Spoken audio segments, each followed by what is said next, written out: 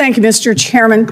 Donald Trump is single-handedly driving this economy off a cliff with no evidence to back him up. He's claimed emergency authorities to slap new tariffs on nearly every product we import from nearly every country. But Congress has the power to reverse these tariffs, and we should do so immediately. Tariffs can be a tool to help build things in America, but Trump has slapped tariffs on, then off again with no rhyme or reason. And the uncertainty about the long-term rules makes companies far less likely to invest in manufacturing or jobs here in the United States. If Congress doesn't stand up to Trump, economists predict a recession before the end of the year. And Fed Chair Jerome Powell says we're in a real danger of, quote, both higher unemployment and higher inflation. Translation, Trump's tariffs will push millions of workers out of jobs and push prices up at the same time. So, Ambassador Greer, we've heard a lot of conflicting statements about whether these tariffs are here to stay, how many more rounds of on-off we're going to do. So let me ask the question from a different perspective. Ambassador Greer, we lost 700,000 jobs each month in the last recession. If 700,000 Americans lose their jobs, will the Trump administration suspend these tariffs? Senator, I think the economists who are making these projections, who often are in favor of fully unfettered free trade, are the same ones who said in the first Trump term that putting tariffs Greer, Ambassador Greer, let me just stop you there. I'm not asking about projections. I'm asking if the numbers show that 700,000 people have lost their jobs because of these new tariffs that Trump has slapped on. Will the administration reverse course and lift those tariffs? Senator, that's not going to happen. We've lost 5 million manufacturing jobs over the years, which is the number I'm most worried about, and we have to get those jobs back. So I take that as a no. Let me try another one. Moody's says that if the Trump tariffs remain in place, we will definitely plunge into a recession, which will ultimately cost 3.5 million Americans their jobs. So, Ambassador Greer, if Trump's tariffs push 3.5 million people out of work, will the Trump administration reverse course and lift those tariffs? Senator, the Wall Street analysts are wrong. They never want to have any kind of change to the status quo. Right or wrong. But that's who you're quoting to me, I'm giving Senator. you a number. If the number is 3.5 million, if it never comes to pass, you don't have to worry about your answer. But if 3.5 million people lose their jobs because of these tariffs, is the Trump administration prepared to lift them?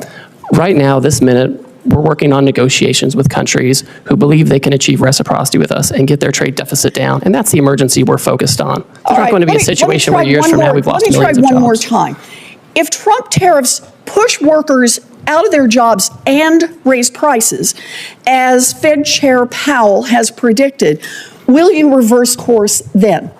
I think also with respect to Chairman Powell, who I don't know personally, but I know the president makes decisions on trade, and he rarely takes advice from Chairman Powell on this. We found in Trump 1 that you could put tariffs on China and you could make it work and have lower lower unemployment, lower inflation, and increase real median household income over time as we reshore. And that's what we have to do, Senator. What I'm hearing you say is that no one can hear a rhyme or reason to why the tariffs are off again, on again, off again, on again.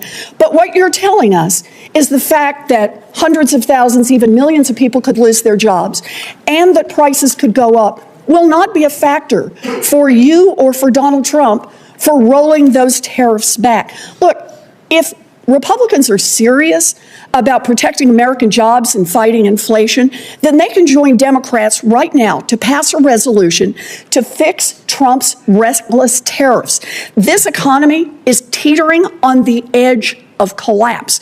We have the power right here in the Senate and over in the House of Representatives to take this authority away from Donald Trump. We can get this voted on. Senator Wyden and I have already are about to introduce the bill to do that. And if Republicans are serious about not playing the red light, green light with tariffs, but instead about protecting our economy, our families, our jobs, and keeping prices low, then Republicans should join us on that. Thank you, Mr. Chairman. Senator Welch. Thank you. You know, there's a place for tariffs on China. Targeted tariffs make some sense. What is being rolled out and the way this is being done is so destructive and so reckless and so irresponsible that it's creating nothing but economic chaos. on What we just saw from Elizabeth Warren was not just a fiery exchange in a Senate hearing. It was a profound lesson in economic reality colliding with political recklessness. She wasn't sparring for headlines. She was exposing how Donald Trump's chaotic tariff policies are not only misguided, but dangerous, threatening the stability of families, jobs, and entire communities across America. Let's step back for a moment. Tariffs, in theory, can be a tool of economic strategy. Used carefully, they can protect industries, level the playing field against unfair trade practices, and even encourage domestic production. But when they're imposed the way Trump has been doing, erratically, impulsively, without a clear long-term plan, they stop being a tool of strategy and instead become a weapon of economic chaos. Businesses don't know what rules they'll be operating under tomorrow. One day there's a tariff, the next day it's lifted, then reinstated, then broadened. That constant whiplash makes it nearly impossible for companies to make investment decisions, hire new workers, or expand operations. And the consequences are not abstract, they're painfully real. Higher tariffs mean higher prices on everyday goods. They mean fewer jobs as industries tighten their belts under uncertainty. They mean farmers losing markets they've relied on for generations because other countries retaliate with tariffs of their own. What Warren is hammering home is that this is not just poor policymaking, it's reckless endangerment of the economy, with American families paying the price. Her exchange with Ambassador Greer laid that bare. When she pressed him again and again on whether the administration would reverse course if millions of jobs were lost, he couldn't give a straight answer. That silence, that refusal, speaks louder than any statistic. It says that in Trump's world, ideology and image come before people's lives and livelihoods. No matter the cost, they will double down, even as workers are pushed out of their jobs and families face higher costs at the grocery store, at the gas pump, or when paying the bills. The larger truth Warren is pointing to is about leadership itself. Real leadership isn't reactive. It doesn't govern by impulse or ego. It plans. It listens to evidence. It weighs costs and benefits with an eye on protecting the people who will feel the effects most directly. Trump's trade war is the opposite of that. It is government by impulse, chaotic, inconsistent, and indifferent to the suffering it causes.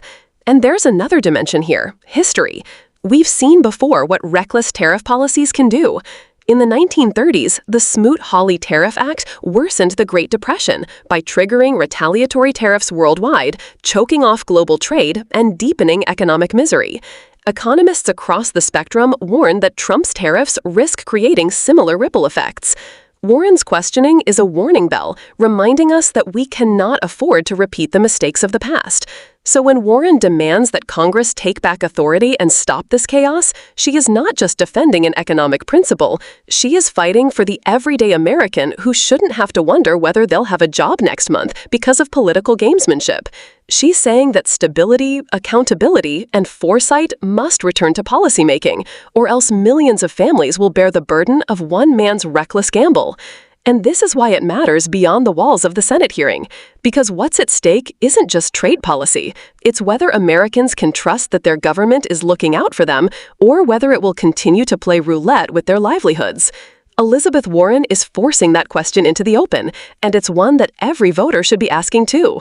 If you care about truth, accountability, and leadership that values people over chaos, this is the kind of moment you can't ignore. And that's why it's so important to support spaces like this one. Subscribe to Liberal Lens, join the conversation, and help amplify the voices that refuse to let recklessness go unchallenged. Because democracy only works when we see the chaos for what it is and demand something better.